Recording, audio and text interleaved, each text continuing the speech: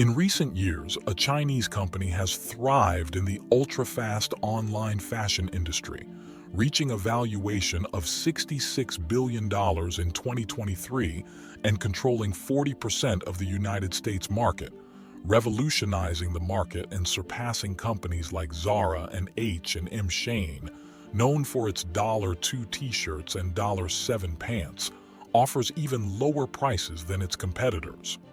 Shein made its debut in the United States in 2015, and brand sales skyrocketed during the pandemic, continuing to grow thereafter, particularly among Generation Z. It has become one of the trendiest topics on the internet in recent years.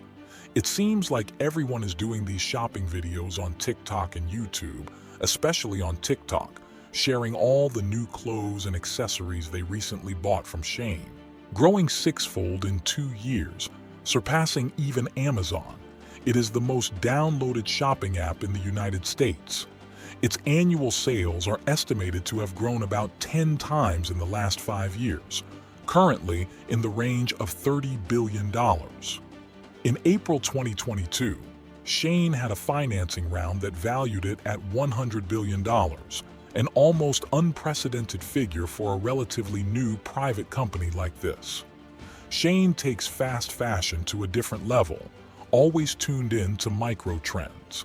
But there's a bigger story behind Shein's low prices. Shein is an extremely mysterious brand with various conflicting pieces of information. Not even the name of the company's founder and CEO is clear. US consumers order something from Shein online. It's shipped 7,000 miles across the Pacific Ocean. It arrives at your doorstep, and you have no idea how it was made or how it got there. A congressional report found that Shein uses a tax loophole to reduce costs, and the company cites cases of forced labor in its supply chain.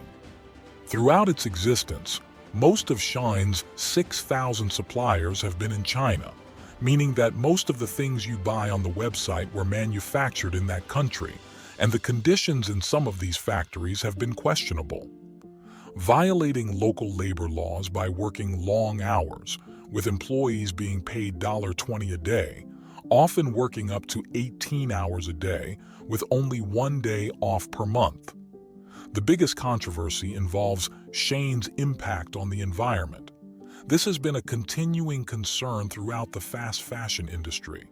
In summary, fast fashion is all about cheap clothes that you don't pay much for, but they're also not made to last. This creates a lot of waste as consumers throw away their old clothes that have quickly worn out to buy the new style. Shein took this to the next level with what has been called ultra-fast fashion. Browsing through the Shein website, you can feel like the offer is endless. They offer thousands of new items per day. However, Shein initially produces only 100 to 200 units of each new product. They really have an efficient operation that allows them to sell new and trendy items considerably faster than most others. As customers browse through these designs, Shein monitors user engagement activity. When a customer shows interest in an item, whether by hovering over it, clicking on it, or adding it to the cart, Shein takes note and creates new designs based on data from popular items and artificial intelligence. This way, the company can test the popularity of an item with its customers extremely simply and cheaply, and if successful, Shein starts producing more. That way, they're only making things people want to buy. They claim that only 2% of their clothes go unsold, saving storage costs in the warehouse and being evidence of an efficient operation. All this means that they can sell their items at a comparatively lower price, often just a few dollars, allowing young TikTok users and others to buy regularly and make their shopping videos, serving as free promotion, saving on advertising costs. This model differs from traditional retail, bringing a significant competitive advantage, where traditionally large companies like Zara make orders often between 10,000 to 100,000 copies of each piece of clothing being made between 3 and 6 months in advance. And while Shein is quick to create new designs, it's also quick to move on from them. A report from the Boston Consulting Group found that Shein has a stock turnover rate of 40 days, being twice as fast as other competing retailers, such as H&M and Zara. On the list, there is a debate about the taxes paid by Shein, specifically import taxes. The U.S. has a law that basically makes it easier and cheaper to send small packages to the country. If a package is valued at less than $800, there are no tariffs to pay and it doesn't need to be inspected.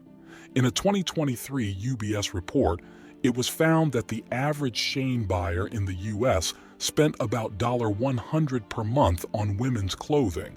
And with this model of sending the product directly to the customer, Shein ends up having a significant tax advantage over large retailers that need to send huge batches to their stores. Another major controversy has been its history of copying products. You have to remember that fast fashion retailers have to launch many new things quickly.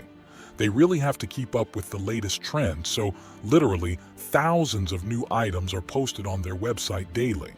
And when proven by the market, a similar model is made. For example, they were accused of copying this blouse from a smaller Nigerian brand.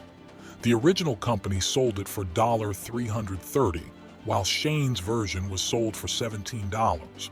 I mean, sure, it's probably not as good, but it's 95% cheaper, and you just can't compete with that. But perhaps the most concerning accusation in this category, and one of the biggest obstacles to going public, is where Shein gets its cotton. In summary, the U.S. has banned the import of goods linked to the Xinjiang region in China due to human rights violations against a local ethnic group. This forced some U.S. lawmakers to press Shein to be more transparent about its supply chain. And just to tie up this video, but certainly these are not the only mysterious things about the company. Shein has been accused of engaging in anti-competitive practices, conducting various shady tactics to establish a monopoly over Chinese manufacturers and U.S. markets. This lawsuit uses the phrase mafia-style intimidation of suppliers, saying they have threatened to impose penalties if they do business with a competitor. This is a large company with a global impact that will probably become even more relevant over time. So if anything in this video worries you, I recommend that you continue to investigate further and act accordingly, or maybe just wait until more information emerges so we can have a fuller picture of Shein. So, any thoughts you have on Shein or anything else in this video, leave them in the comments. I'd like to hear what you have to say.